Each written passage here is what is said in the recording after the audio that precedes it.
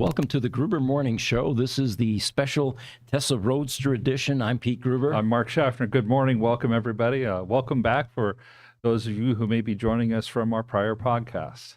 And what's behind us there looks like an alien face is actually a NACS socket on a Tesla Roadster. And honestly, we had no idea that there would be this much interest in that conversion. No. So we decided to run with it again in this podcast and give you some additional information, how it's progressing. Again, the whole point here is the Tesla Roadster charge plug and socket was created before there were any standards. And I'm not sure where Tesla got the design idea from, but it is bulky, it's heavy, and obsolete. That's the biggest problem. So when we need to repair the traditional charge cables for the Roadster, we scramble. We reverse engineer. We try to rebuild, rather than just simply pull them off the shelf and put a new plug on the end of that. Although we are exploring with the original manufacturer now, the replacing of those plugs and sockets and pigtails, we are also looking at this NACS conversion with the same vendor, and it looks like that's going to gain momentum as well. So again, we have some things to report in this podcast about our progress. We'll get into that here shortly. The previous podcast we just did was the General EV podcast, and we had an author. I got to make sure that I get my the image correct here. Richard Flentage, who was the co-host of a podcast called EV that was run by Jack Rickard. Jack Rickard, exactly. Jack was one of the godfathers in the EV world. He was active and around in social media before we were even interested in it.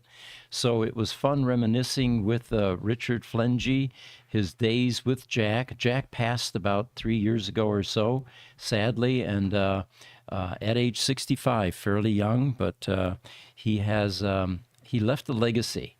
And it's a podcast worth watching, getting Richard's stories and the basis for this book, Verities of an Electric Mule, which, by the way, you can buy on Amazon or on Richard's website, which is... it's richardflentage.com. .com. And it's going to be Flentage for the last name. So the Tesla Roadster podcast, I was thinking about that this morning. A number of times each week, we receive feedback from Roadster customers, owners who watch these podcasts. Many more than we anticipate because not that many of them chime in during the podcast. But where the majority of viewing takes place is after they've been aired, and it makes sense. Who's got time at 11 o'clock in the morning in the middle of the day to sit and watch an hour podcast on Tesla Roadster? So they tell us typically how much value they get out of these. And there's a strong community out there that is focused on the preservation of these iconic cars. So I guess I want to go on record thanking everyone for your participation and your interest. The Tesla Roadster, first generation, is definitely here to stay. Tesla feels that way. We feel that way. And the owner should be proud of owning a car like this that's going to make history. Well, and I would think that, I think we've played a small part in that history, being able to pull together the Tesla Roadster community in this way. Having the facility to be able to do the repairs, and now being able to do things like this connector. That's taken off like a rocket. I've been so surprised to hear the level of interest that people have had, but maybe I shouldn't be. The toughest part is finding the original vendors, and this one took us a few years actually to nail down. We've got our first image to pop up here, Jesse. It's called Garrison. What we like to do is pop up the images over the last week that the owners are proud of their cars, or in this particular case, Garrison Jason Blanton, who's a member of the Tesla Roadster Owners Group, put up a picture of his Roadster next to a Cybertruck. And this Roadster has an interesting addition to it. It is a Thunder Gray Roadster, and it's got a yellow stripe on it. As soon as Jesse pops it up here, Yeah, we'll get to see. There we go. nice yellow racing stripe there. I like that. That's a nice touch. You know, my 2008 ACR Viper had a red stripe in that same location, but they ran it all the way to the back of the car, even through the steering wheel. So my steering wheel had a red portion of leather. Did not realize that. Pretty cool concept. Yep. So this is Garrison Blanton's car, and then we've got another one that chimed in. Let's bring up Stephen Shao. It's the image is called Shao, Shao, and he's also showing a radiant red Roadster with a Cybertruck. Probably one of the there we go. I'm not sure where this is located, but we wanted to give a shout out to Stephen, and thanks for posting these pictures on that Facebook site. You know, great picture, and I'm wondering if he owns that Cybertruck, because that looks an awful lot like a garage rail in the background. Good point. A garage door rail. Entirely possible. Love to hear from you, Stephen. Maybe next time we'll have an update for the audience. Tim Valkeniers is in Belgium. And he has been working on, and I think I've got a picture here to post with his car as well. Let's see, maybe not. All right. Well, yes, It's called Brilliant Yellow. There we go. On these Facebook sites, oftentimes people report Roadsters for sale. And, it's not always the traditional channels. This particular one is in Europe. It does not tell us here which auction site this is on, but it looks like this is being sold for 50,000 euros.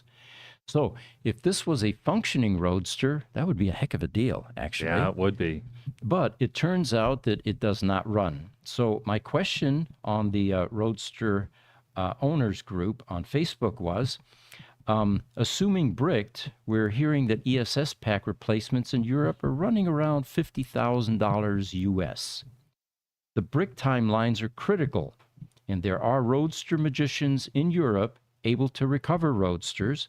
Does anyone know the date and time of death? And the response from Christian Carol Lassen was, it died about 4 years ago. So my advice to the owners or the new owner is, this is not a recovery candidate. If it's been dead for 4 years and the service plug was not pulled, it's dead. Yeah, it's terminally gone. Dead. Yeah. It's gone. So it's going to need either a refurbished pack replacement, and it turns out that somebody in Europe chimed up and said, I may have just the thing for this car. As $50,000 is a lot of money. Yes.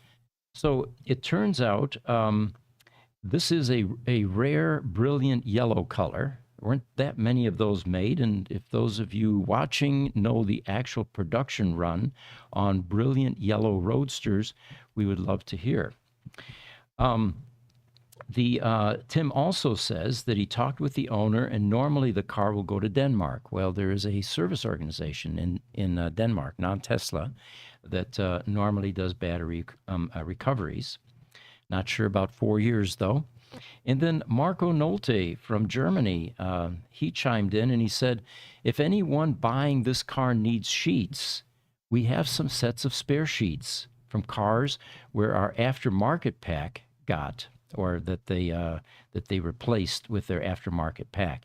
Marco, by the way, has been working feverishly on a solution to a new Tesla Roadster battery pack. And he's making progress, but apparently he's not still quite there. No, but it sounds like some of these sheets might be from some of those pack enclosures that he has. So that's a very generous offer from him to be able to have those available. He said the CAC on the sheets that he has is 120, which isn't stellar, but it's still functional. I mean, we've got a lot of Roadsters that come in that have, around 120-ish or sometimes lower. In fact, one I'm driving right now is 104 and charges up to 130 miles or so, 128 to 130. But it's not declining, Yeah, it's a stable pack. You're going to need 11 sheets, though, because I can't imagine after 4 years that any of the 11 in this car are going to be good. So if Marco has 11 sheets, there's a solution there, and someone in Germany may end up buying this. All right. By the way, the story on Tim, who posted this, Tim Valconeers, he also bought a Thunder Gray Tesla Roadster. It was hard bricked, and he's been selling some of the parts that come out of it now because he's going to convert this back to a Lotus, to an ICE car. Oh, really? Mm-hmm.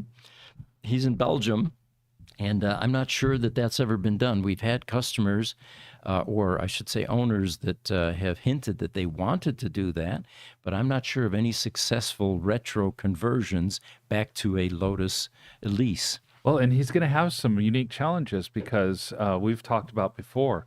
The Roadster is a little bit wider and a little bit longer than the Lotus Elise. And there were enough differences in the construction of the Roadster that it had to get re-registered for roadworthiness by the National Highway Transportation Safety Administration. And so those frame differences doesn't take much to throw everything completely off. Yeah. So Tim is actually highly skilled in Lotus repairs, and apparently he thinks that this is going to be a fairly not a simple project, but I forget what his exact description was. It was something that he felt that he's going to tackle and that he's pretty confident he's going to be able to pull off. So we'll have to keep an eye on that and see if we actually end up with a Roadster lease combination. That's just, it's weird to think. We've talked so much about conversions from ICE to EV. Here we're talking about a conversion from EV back to ICE. Wouldn't that devalue the Roadster? Well, as a collectible, it's kind of like I don't have an analogy. I was going to say it's a kind of like taking a Ferrari but they were never converted to EV. Yeah, I'm not sure there's any precedent set for that. I'm wondering if it's almost like taking, you've heard of people that will build these kit cars and, getting a 1955 Ford Thunderbird, but it's not really a 1955 Ford Thunderbird. It's a 2017 kit that makes a 1955 Ford Thunderbird chassis. Right. So valuation questions, I don't know. I don't know what that will do to it. Now, what Tim was doing for a while was he was selling the internals of this Roadster, and he sold the PEM, he sold the battery, and then he had some of the modules that he was selling. And I don't know if those are all gone yet, but if you guys are interested, you can contact Tim on the Tesla Roadster Owners Group on Facebook if he has anything left. Well, and it's possible that the value of the parts of the Roadster are going to leave him in a position where he's cash flow positive going into this repair too, because a good battery and a good PEM add in things like a switch pack or a HVAC or a VDS. It's not too much of those major components until you have enough cash to pay for the Roadster. Right. And by the way, Tim watches our podcasts. In fact, let me go to one of the other news items here. What he was saying is that he was watching our podcast number 28. And let me find it here. Here we go. And he says, I listened to the Gruber podcast now up to episode 28, and there is talked more times about the key fobs, the alarm door opening units from the Roadster. And he realizes that what we've been saying is that we're unable to find the key fob and the transponder or the transmitter receiver. But he thinks that that these are Lotus parts, and he's got some pictures. Can we throw that up, Jesse? I think I've got that in the image list here. Yeah, it's called FOB for fob. Of course, you knew that, right? If I spelled it, FOB. My wife, she likes to talk in phrases like that around the granddaughters because there's certain things they're not supposed to hear, Of course. Yeah. The fun part is when the granddaughters say, "Hey, Grandma, can I watch the SHOW?" Right, yeah. So in this picture here, he's showing the similarity, or almost identical, I guess, between the Tesla Roadster key fob, which is the upper portion, and that's a 1.5, it looks like. Oh, no, that's a 2.0. and the one down below, which is the Lotus equivalent. But what he's also showing there is the transmitters. And what he's saying is anyone aware whether this works? So my comment was, you may have solved the problem, Tim. If it works, that is. A couple of years ago, we contacted Lotus for the fob and transceiver because so many owners are having problems with theirs. You know, these things get wet. They sometimes a battery replacement no longer works. They physically break. The plastic breaks. Some people have talked about 3D printing the housing to restore that, but no one had yet found the original vendor for this key fob and transceiver combination. So we talked to Lotus, and the original plant manager, by the way, at Lotus, Matt Wendell, was there during the Tesla Roadster days, and he's still there. So he was very knowledgeable about a lot of this, and he said, you know what? We'll go on the production line. We'll see what we can find, and I think we've got a solution for you. Well, a couple weeks later, he came back, and he said, you know what? Tesla decided to take over the fob and the transceiver purchase themselves. We were not involved, so we don't have a solution.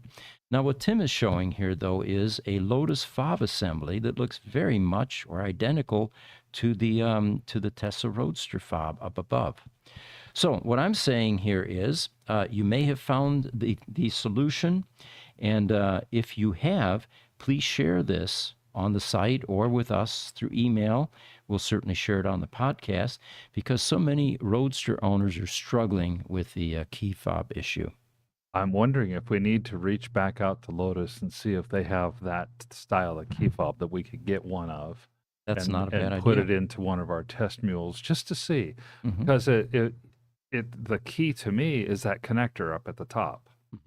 If that connector up at the top is compatible with the connector that's in the Roadster, then problem solved. Yeah, good point. And you know, the key portion of that Tesla fob up above is actually detachable. So if you can, if the fob portion or the transmitter is defective on your Roadster and the Lotus portion works, it'd be interesting to see whether that metal portion of the key fob will then snap into the Lotus portion. Oh, that would be also very interesting, yes. Of course, you might even be able to peel off that little Tesla icon and replace the Lotus to make it convincing and realistic. You know, I think we have I think Victor has made some of those icons and stickers for people because the Tesla logo just kind of comes off. Right. He loves making carbon fiber stuff and decals, and that's right up his alley. All right. Have another image to pop up here, guys. This one is called Type 2, TYP2.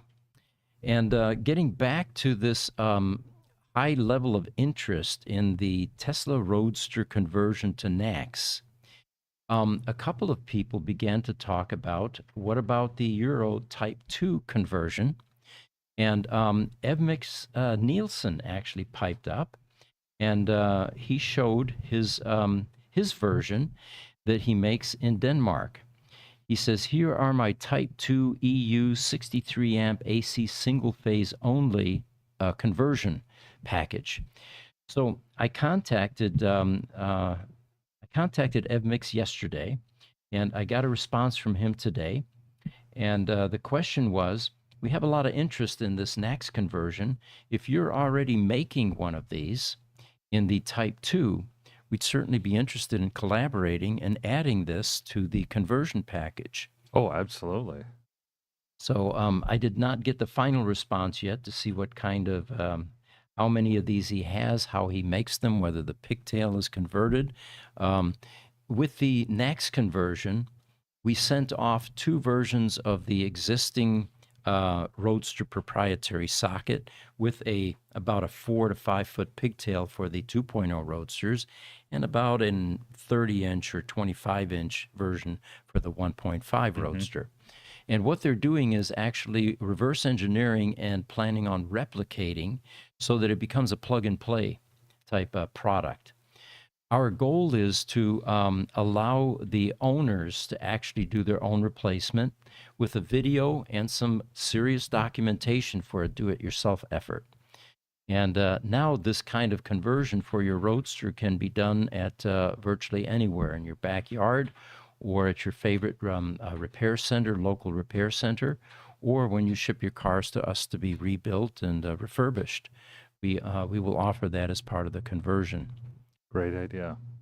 And that means that that's actually not that difficult of a conversion to do if we're going to be able to put together the directions for our customers. In the 1.5 version, there is a plug-in mil-spec plug on the end of the pigtail. Yes. It goes into the PEM.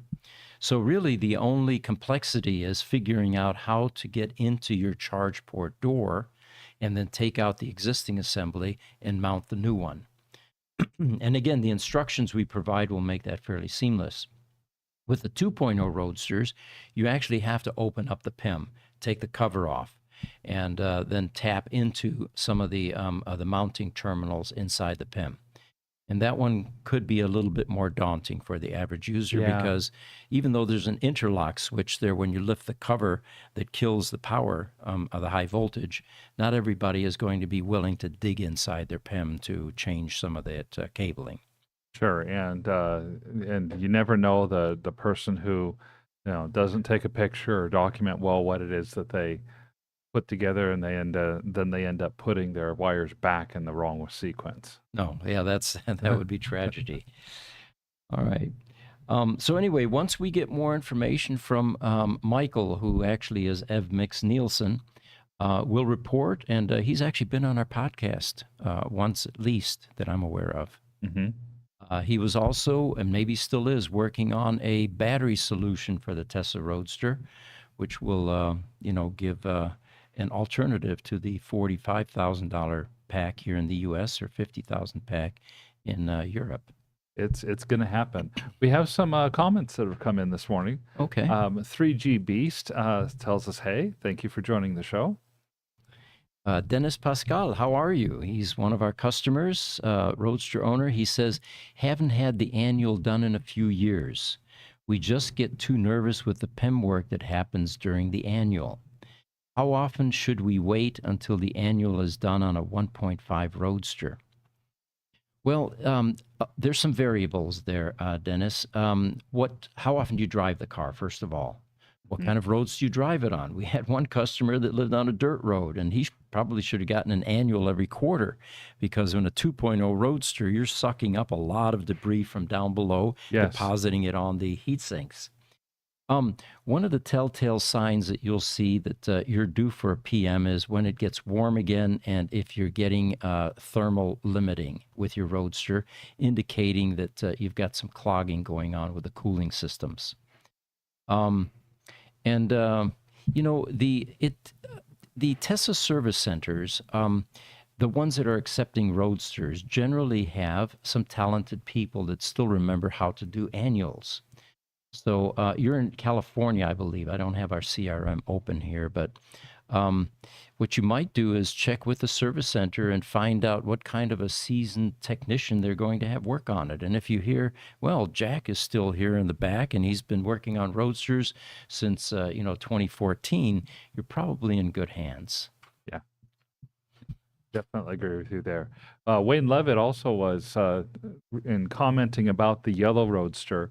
He said, Google said 19 yellow ones were made and one crashed. And one crashed, okay.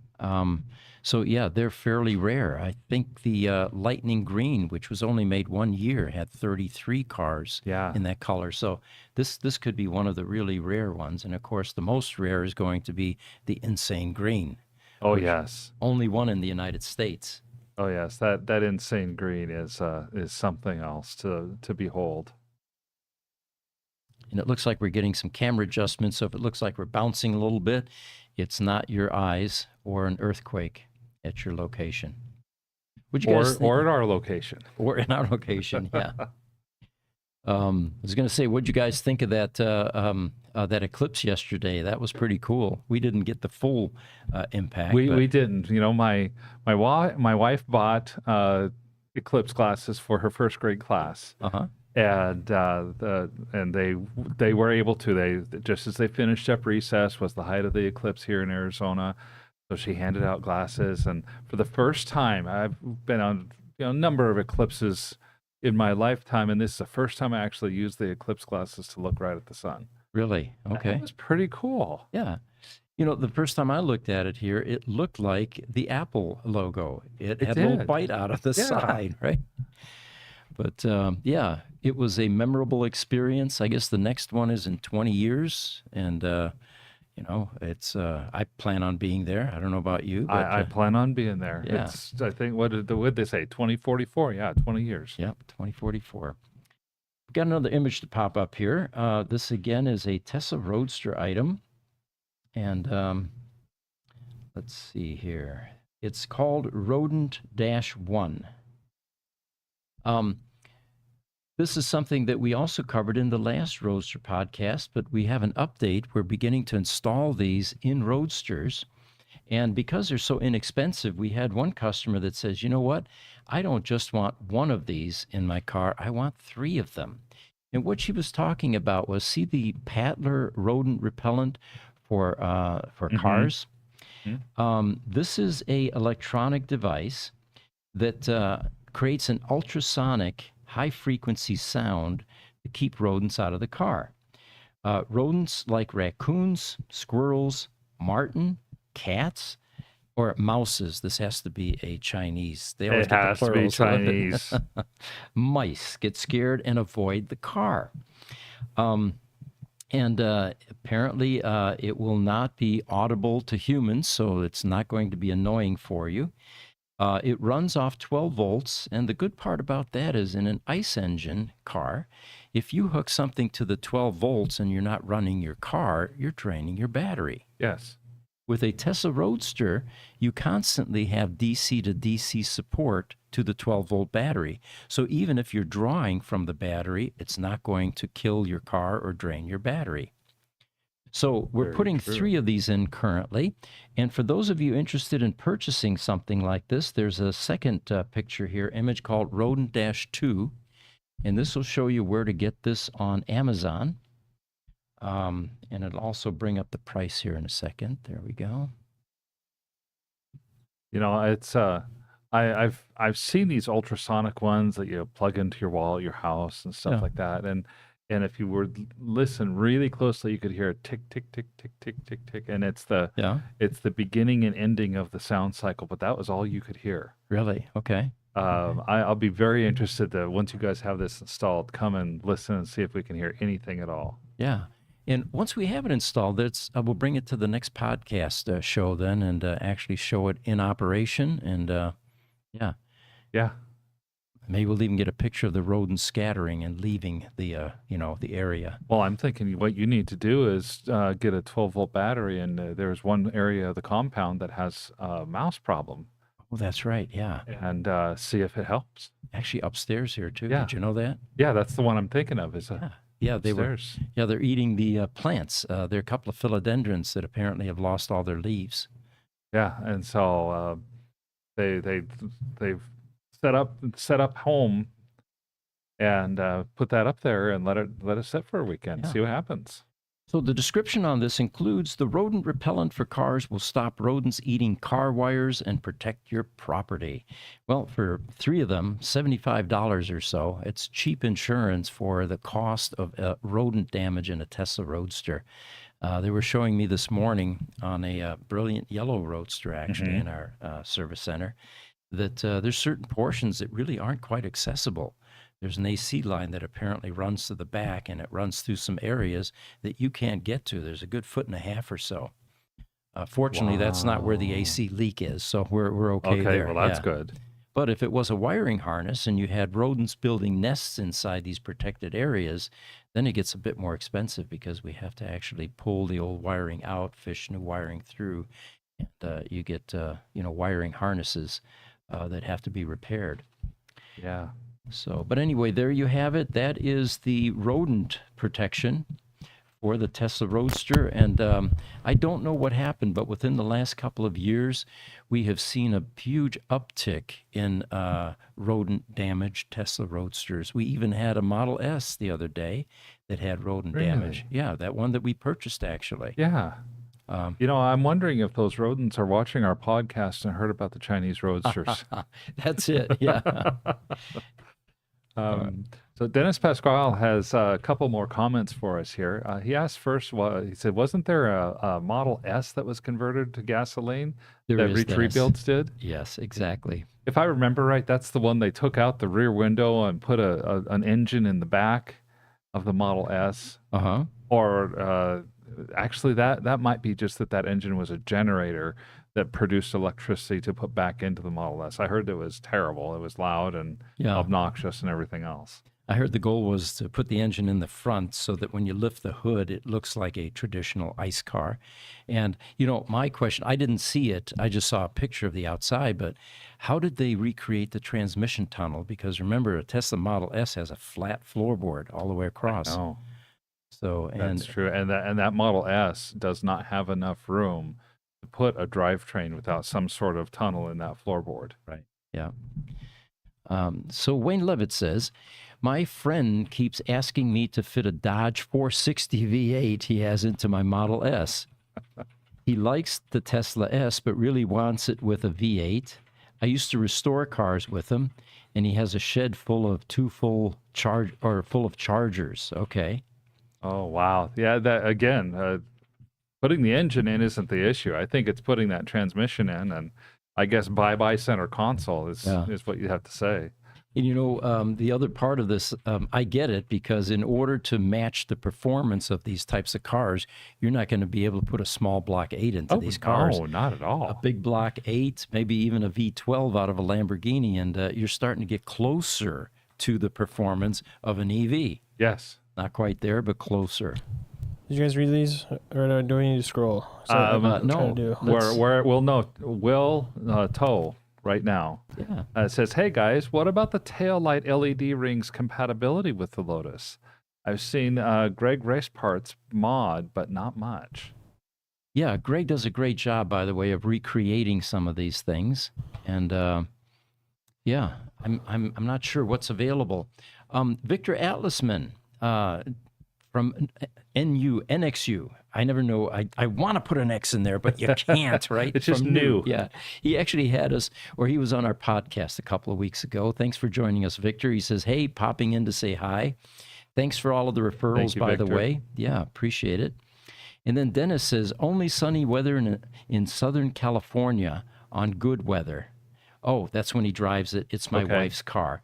Yeah, so I wouldn't fret too badly about, in SoCal, if you're staying on the nice highways, you're probably not going to push that annual need too greatly. He's thanking us for the advice. Thanks for joining us, by the way. Wayne Levitt says, I watched it live from NASA. Yes, the eclipse was cool. Well, that's one reason that you need the really good sunglasses, guys. Mm-hmm. And then Wayne Levitt again says, thanks, guys, and good night. It's 2:30 a.m. here in Perth. Thanks for joining us. Van Goatwagon joined us. So easy, he says, I could do it. All right.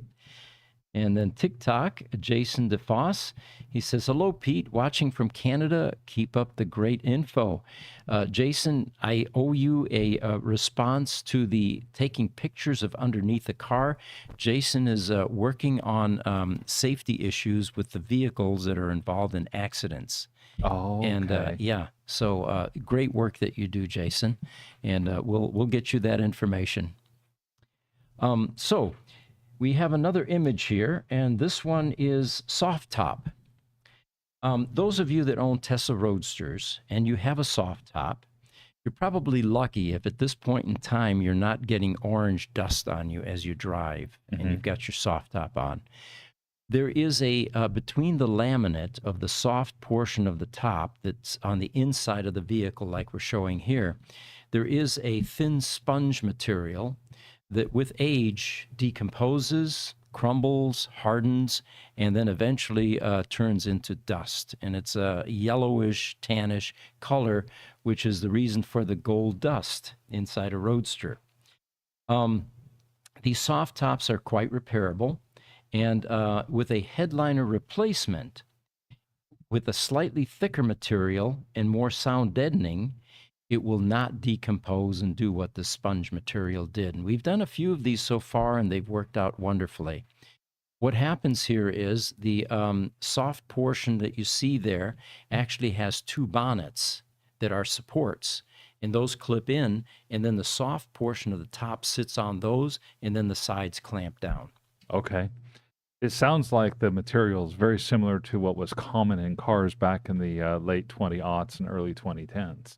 That soft top material. I did one on a Ford Taurus back in the day that we owned, and the top of the material was coming undone from the top, and it was exactly that same spongy material that you described. It just dries and crumbles, basically.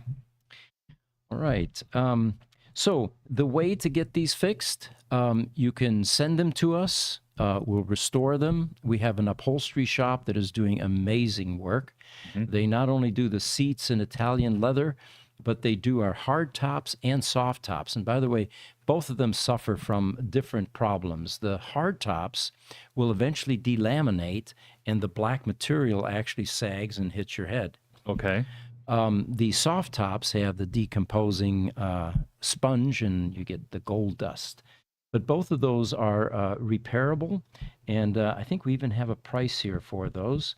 For $545, both for the soft top and the hard top, you can get that restored and get new headliner material on the hard top. That's a cheap price, and I tell you what, on those hard tops, they wouldn't have to droop much to hit my head. Right. All right. So getting back to the NACS conversion, and we talked about this at the last podcast, but the J1772 standard, which eventually replaced the traditional Roadster plug socket combination, was not yet available when they built the Roadster. By the time that the last Roadsters were built, it was. However, Tesla was not going to switch midstream, and they continued with the original plug and socket combination. If you have the charging methods that you would use with your Roadster, the Suntron wall charger, for example, which is a large unit, mostly for the 1.5s, doesn't work well with the 2.0s, or the Clipper Creek TS70 chargers. There's a picture we can throw up here, Jesse. It might give people a better visual. Let's see. No, I guess I don't have it. All right, Jesse, never mind. Unless you want to go into the last week's session and look at charge options. So the reason I'm talking about the wall chargers is you can convert the wall chargers to a NACS cable. So you don't have to throw that investment away, and then continue to use that with your Roadster or even your later model Teslas. It would require you sending the wall chargers to us, and we'll retrofit, and we'll put a NACS cable on the end of that, up to 25 feet, actually. Well, and that's nice, especially with that Clipper Creek. You don't find very many 70-amp chargers that are out there in the marketplace. That's going to be a really robust charging solution. Those Clipper Creek chargers are just built like a tank. They're such a good quality. They are indeed, yes. So the question continuously comes up, though, now that we've got a NACS socket, or will have a NACS socket on the Tesla Roadster, will it supercharge? No, it will not. There are two different charging methods in the NACS system. There's the DC fast charge and the AC charge. In a later model Tesla, there's a high voltage junction box underneath the rear seat that senses the incoming voltage and then switches contactors accordingly. If it's sensing supercharged DC input, it switches over directly to the battery for charging. If it senses AC, it switches to the chargers or charger that's underneath your rear seat to convert that AC to DC for the battery. The Roadster has none of this kind of technology. Now, you can get the JDEMO conversion, which Tony Williams at QC Charge has been selling for a few years now, and that will give you the ability to do supercharging. However, at this stage of the game, we're not certain that we're going to integrate both DC and AC charging into the NACS conversion that we're doing here, because in order to do that, it would require additional electronics, an additional black box, and some switching. Well, it's going to require some sort of testing and make sure that the battery cooling system is up to the task as well, because the battery cooling system was never built for DC charging and the kind of heat it would put into that battery. Correct, except for regen, which is a DC feed, but it's not 100% duty cycle. Right. All right, we've got another, we've got some questions here. Okay. Dennis Pascal says, good night, Wayne. I miss Perth. Enjoy Odessia restaurant at City Beach. So it looks like Dennis has been there. I have relatives there, and I've never been there. You've never been there? No, my family's relatives, my mother's side, were they were fleeing Russians after or during World War II. Yes. And they scattered all over the world because they wanted to get as far away from that carnage as possible. Oh, sure. And some of them went to Australia, Canada, U.S., and that's where I ended up. But yeah, so we have relatives all over the world. Not by choice, but by necessity at that point in time. Boy, that's a good excuse to go to Australia sometime, though. Right. So Andy Nickel from UK asked a question. He says, anyone UK or Europe based able to recommend a coolant replacement for the original propylene glycol or the Sierra type antifreeze that the Roadster demands and requires? Mm-hmm. By the way, there are 7.4 quarts of glycol in your Tesla Roadster in the battery cooling system. And it does not have an engine to cool, it has a battery to cool, and that's what they use that for. The recommended antifreeze to use is premixed Sierra antifreeze coolant, which is a, let me get back to here, it is a propylene glycol. Now, Peter Mildrexler, who I believe still is the service manager in Munich, Tesla Munich. Okay. Been with Tesla many years. In fact, a lot of the old timers know him. He says use only Sierra, as otherwise you can get problems with your aluminum cooling tubes. What he's talking about there is inside the ESS battery pack, each of the sheets have aluminum cooling tubes that touch every cell in that car, and those are thin aluminum. He said that if it's difficult to get in the UK, the Tesla service centers have it. Well, then Andy, checking with the Tesla service centers or looking at it in the parts list, said that it is not for sale. He couldn't order it. And then Peter responded and says, you don't have the right part number. Apparently Tesla at some point changed the part number. But he said if you call your service center, they should be able to help you. And if you're still struggling, send me a private message and your VIN, and or he says email it to me. Again, the community coming together in cases like this, even Tesla, you know. That is pretty cool. Willing to help owners. And Peter's in Germany, you know, and Andy's in UK, so even out of the country. What I found was there's nothing special about the cooling system. This is according to TMC. The battery cooling tubes are aluminum, as are the heater and AC heat exchanger. He says any propylene glycol antifreeze will work. Ethylene glycol, however, cools better, but it is toxic and does not fit the green theme, which is probably why Tesla recommends propylene glycol. Now, I'm not going to weigh in on whether this is true or not, but I can tell you this: you don't want to mix the two. And you would have to do a complete flush if the later version is able to be used, ethylene glycol. So you have to stay with what's already in the car, and that's the primary reason to stay with Sierra propylene glycol. Yes, I know from rough experience, I ended up having to do an engine rebuild when I did something similar to that. Oh, really? And if you remember the black Chevy Trailblazer S10 that I had here when I was working early at my Gruber tenure, we took it to Gruber Motors in 2016, 2017, and that was the problem. Okay. I had mixed the two different types of antifreeze, I do remember that. and it turned into a gel inside my engine. Okay.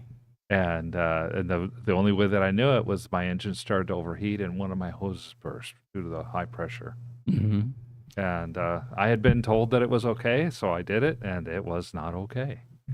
One of my neighbors was inspired by my working on my own cars, especially my old Mopars, Yeah. right, the big block 8s. And finally, it came time for him. He needed an oil change. So he decided to do it himself, like I do. Uh-huh. He had a call from him after he had started a while, and he says, Pete, he says, I drained all the oil, put the plug back in, and now I'm trying to put oil in there, but it's already full of oil, and I haven't put any in yet. Oh, He boy. drained his transmission case. Oh, no. Oh, But that's a story on the coolant in the Tesla Roadster. And again, if anyone else in the community has some sources for the Sierra product, we have no problem getting it here in Phoenix, Arizona. And Yeah. I think they go to O'Reilly's and they deliver even. yeah. I at one point with the Model S had a coolant leak, went to get coolant. AutoZone said, "What are you talking about? Teslas don't have radiators." I'm like, "Yeah, they do." Right. And I'm like, "Okay, you guys don't know what you're talking about." So I went down the street to O'Reilly's. They gave me the right stuff immediately. Wayne Levitt says, cheers, Dennis. It's beautiful here. Perth, 29 centigrade daily. Okay. Ooh, that's pretty nice. This is their fall. This is their fall, and 29 centigrade is going to be, it's probably somewhere around 95 degrees or so. Mm-hmm. Still, to us in Phoenix, that's beautiful weather. It is. Highlander is joining us today. Hi, Highlander. He says, "Good day, all." Dennis says, if you bought it early enough, there was the Roadster to NACS adapter that sold in 2011 to 2013. That was the Tesla version. And then Henry Sharp came along. And he began building the CAN Junior and the CAN Senior, which Yes. now made these adapters no longer a cable with two connectors on the end, but it was a single can, kind of like the size of a Coke can. And those are very popular. We still sell those. Henry still supplies us, and he's still making them. Of course, this NACS conversion is going to obsolete many of those adapters, so Yes, things will change. I'm sure it's going to be a popular one. Finks Automotive is joining us today. Says, "Howdy, boys. This is my first opportunity to view the podcast live. Can't wait for my NACS conversion." We can't either, and it's an exciting project. So this is the point in time when we usually begin plugging the European Tesla Takeover. Remember, that's May 24th and 25th. It's in Flachau, Germany, just outside of Salzburg, nestled in the middle of the Alps. And they're going to have 1,000 Teslas there and keynote speakers. It's going to be quite a event, workshops, live music. They've got to have, Bavarian bands there. That's the only kind I'm of sure. music. I can't imagine I don't know. Well, it's in Austria, out. but Yeah. they might have other similar stuff to that, but it's so close to Bavaria, you're going to have that as well. So we'll bring the Tesla community together in Germany and or Austria. There are clubs coming from all over Europe, by the way, France, Portugal, all of Scandinavia, UK, of course, and Eastern Europe. So this is going to be a noteworthy event. The U.S. version really took off. They've had 3 of them so far. They actually had May Musk as a keynote speaker at their last one, and it's growing rapidly as the Tesla community continues to grow. So we're looking forward to supporting and participating with the European takeover. We're actually going to do a live podcast from there, and live meaning that I'll be on a Zoom call and these guys will be in the studio. And they'll be envious because I'll be there with the alpine Well, scenery. of course, it's going to be 150 degrees here or something like that, and you're going to be chilling with a Hefeweizen and yeah. Yeah, it's going to be fun. Sandy's not going to be there. I tried to get him to come, but he owes me a Hefeweizen, and I'm going to hold him to that. One of these days, we're going to get together and hoist some beers somewhere. Definitely. So in the news, Roadster news, here's something else that is beginning to percolate. There's a company in Texas called Resell, and these guys do repairs on the later model Teslas primarily. They have figured out how to do the cell repairs and isolation and module replacements. But Chad Maglakey, and I don't know if I'm pronouncing that right, Chad. I called you this morning, and I was going to confirm that that pronunciation. We have invited him to come on the podcast next Tuesday because he has a story to tell about Tesla Roadster improvement and a new product. The backstory behind this project that they're working on at Resell. He says, we've been contacted for an initial batch of Tesla Roadster battery packs as part of a large partnership group working on developing a fully spec'd Roadster. He says, think Singer, Celine, AMG, Roof, with the tech in Seattle and Coachworks done in Austin. Drivetrain and suspension in SoCal, and work on the packs and HV bus by Resell. So there's a picture here that we can throw up, Jesse. The first one is Resell-1. And I should have brought a picture of the Tesla Roadster sheet. But you know what? He's got one standing side by side. It's a graphic picture, graphic art picture, but it'll show you the size difference. So apparently they have funding from an outside source that is developing a Tesla Roadster pack with a different architecture. First of all, it's no longer a sheet, trapezoidal looking sheet. It looks like this. And if we can bring, these are, by the way, 2170 cells, which is just over 5 amp hours compared to the traditional 18650 at 2.2 and the later improved cells at 3.2 amp hour. So that's another reason that they can pack more energy into a smaller space. The actual physical dimensions here, Jesse, is Resell-3, and you can see the size difference. That's 2, and that shows the housing. There's 3.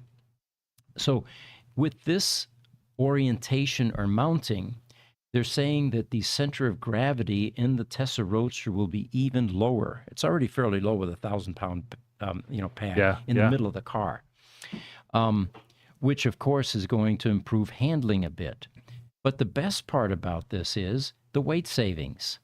Apparently, they're going to, the design goal is around 400 pounds instead of the 1,000-pound pack. Wow. And that immediately translates into a performance improvement. They're saying we're confident this pack will do 0 to 60 in the low to mid 3s. Remember, the Roadster is 3.9 for the non-sport, 3.7 for sport. Yes. Well, you get into the lower mids and you're, 3.2 to 3.5. Yes. So the Roadster may just pin you back into seat even more than it can currently do. Another design goal is they are contemplating a city variant.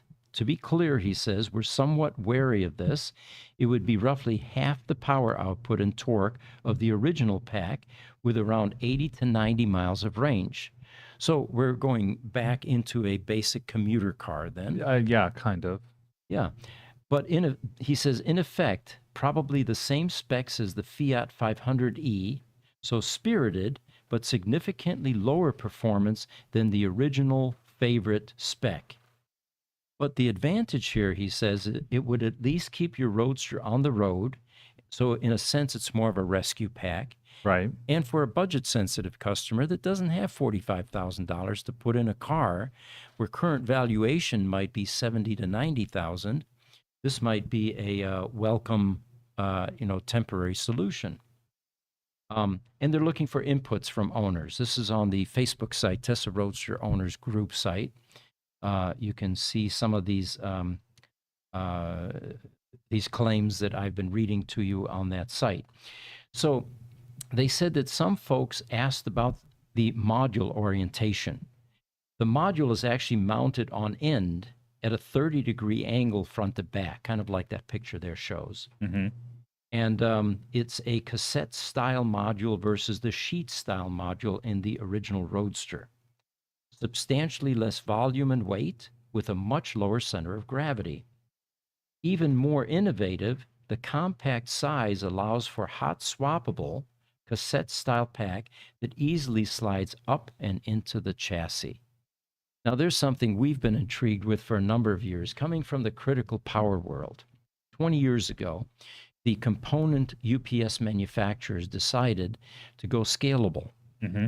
And the reason for that was, before that time, if you had a 150 kVA requirement, you would then buy that size, but then as you grew, you would have to replace your UPS. Right. And if you oversized, you got into efficiency problems. Right. So the manufacturers began to create scalable UPSs. The first one was APC with their Symmetra, single-phase Symmetra, which was a 16 kVA UPS with 4 kVA power modules. So you could start with 4, then go to 8, 12, and then 16. And the cool part was it was hot swappable, meaning that while your equipment is running and powering all your PCs, you could essentially walk up to this if you had redundancy, N+1 they called it. Mm-hmm. You could swap battery modules or you could swap power modules. If you had a defective one and you were at N+1, the spare power module kept it running and then gave you redundancy once you plugged back in. Yeah, so you're literally, you walk up to it, unplug the bad power module, plug in a good one, Right. and that's it. You're done. Yeah. So although they talk about the scalability, that's going to be a cool feature, it's not going to be quite as convenient as this UPS where you could open the door and swap, because you still have to gain access to your battery pack housing, Right. which is behind the seat and in front of the drive motor and the PEM. But again, dropping a battery pack, you can do all the swaps that you want, unless you do what Todd Wearsome did, which is behind his seats, he carved out the firewall and put a plexiglass panel there. And with that arrangement, it's conceivable that you could swap your batteries. Wow. You know. Now, Todd loves to show visuals of the inside of the car, and the reason he did this was he's got LEDs inside the pack that glow and blink, and the PEM cover, so that when he takes it to car shows, it's a huge draw. 'Cause Oh, people sure. can see the electrons moving around, basically, you know. Sure. But anyway, I had contacted Chad this morning, and we'll see if we can arrange a podcast interview, Zoom call, for the next Roadster podcast, and he can tell us a whole lot more about what they're developing. In all fairness to all the pioneers that have been working on the same sort of thing, a Tesla Roadster battery pack replacement, Marco Nolte, Ev Mix Nielsen, Chris Rosa, Jerry Gibson up in Seattle. There are a lot of people that have been trying to do this, and none of them have reached the level of scalability. Many of them have a prototype. Yes. But no one yet has a package that you can purchase off the shelf and insert in your car.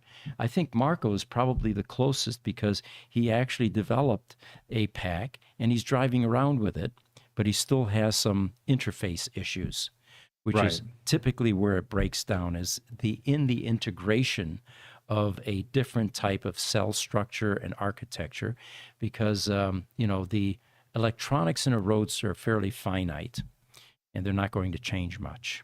Well, exactly. And so getting, when the CAN bus gets different signals and foreign signals, being able to handle that through the software is going to be important.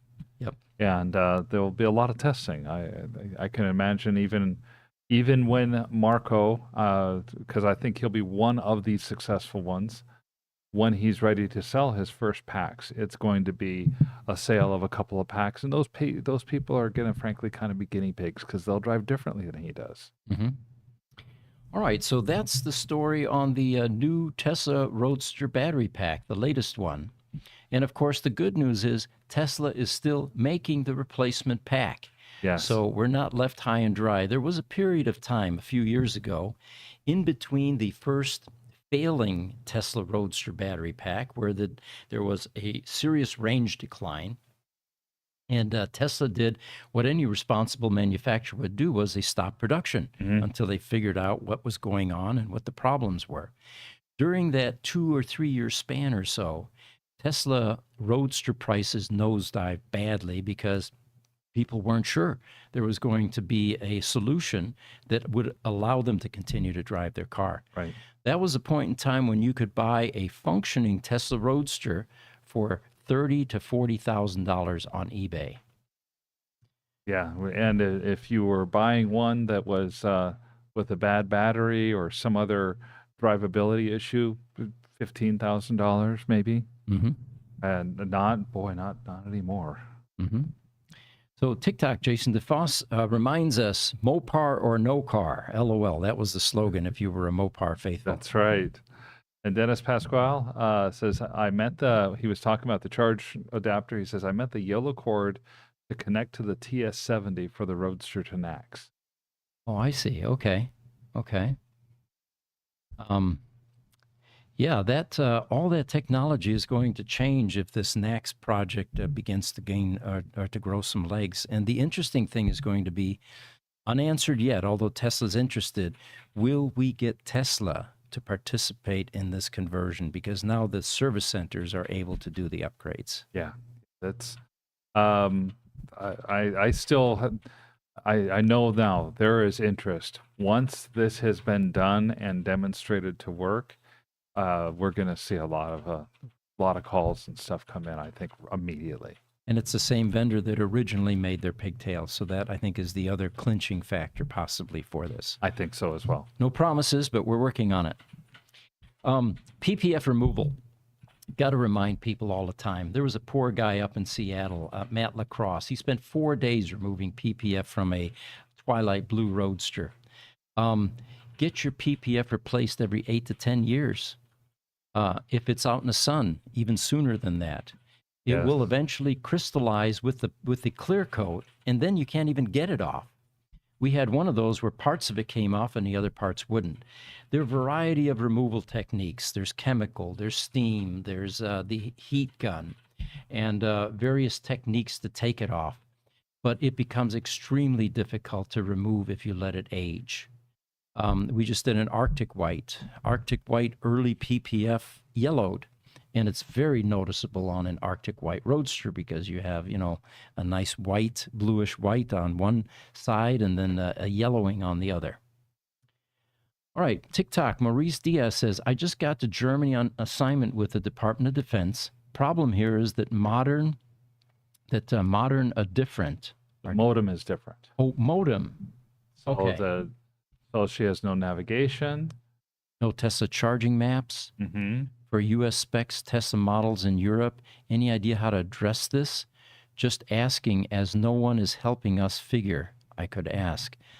Wow, Maurice. I'm surprised that the Tesla service centers aren't able to offer some guidance here. I would think that they would be. Yeah, Jesse. Yeah, I wasn't saying anything. It must have been my mic. Okay. We were hoping that you had an answer for this viewer.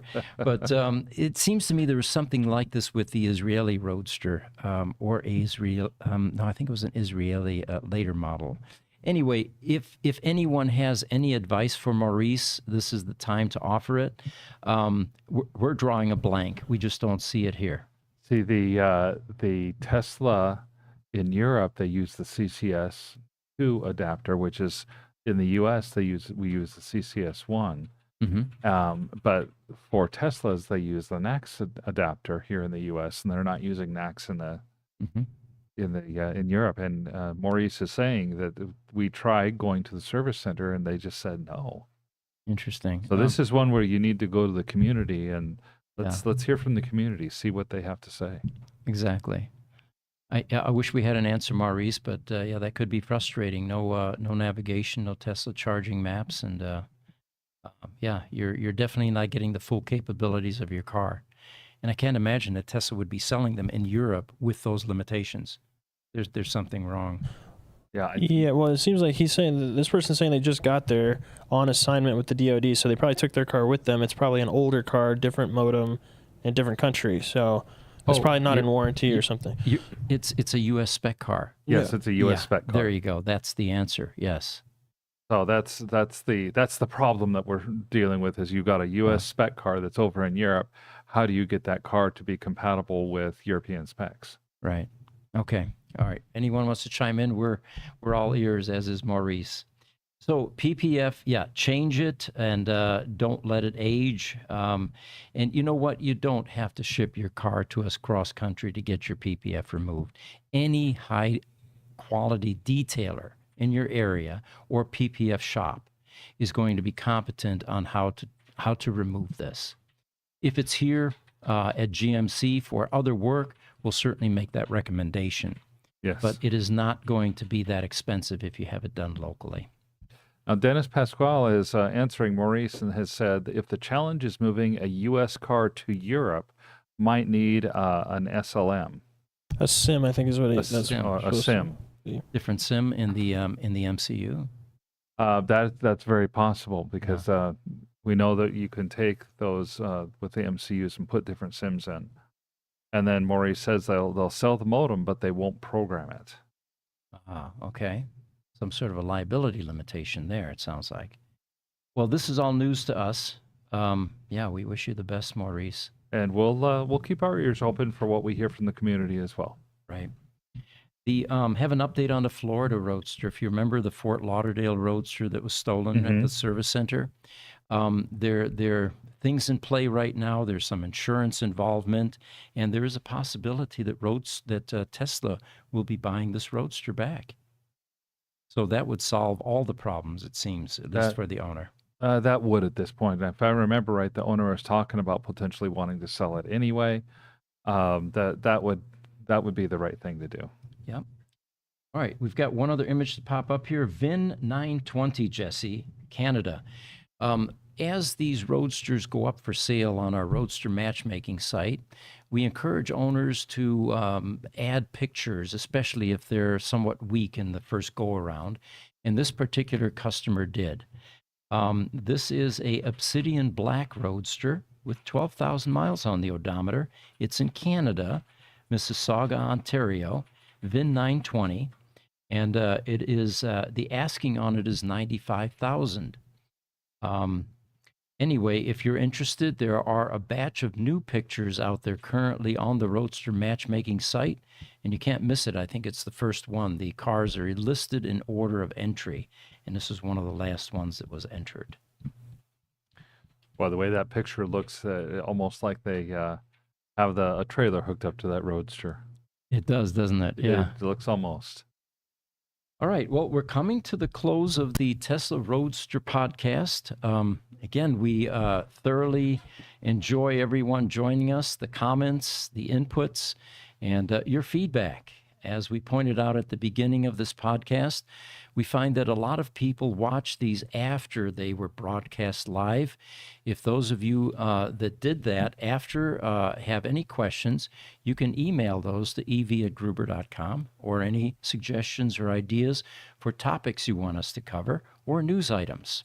And specifically for the question that Maurice has, if you can't find Maurice's contact information on the Tesla Roadster Owners Facebook group, email us at ev@gruber.com and we'll help make sure that it gets onto our next podcast. The last comments that we have are from Maurice, who says the frequency for LTE is different in Europe than it is the US. And then Dennis had replied already, saying the Eastern European Tesla community has lots of experience with North American Tesla integrations into their market. Good point. I think it was Tesla that was telling me a couple of weeks ago, we're really surprised by the number of Teslas that end up in Ukraine. Yeah. So,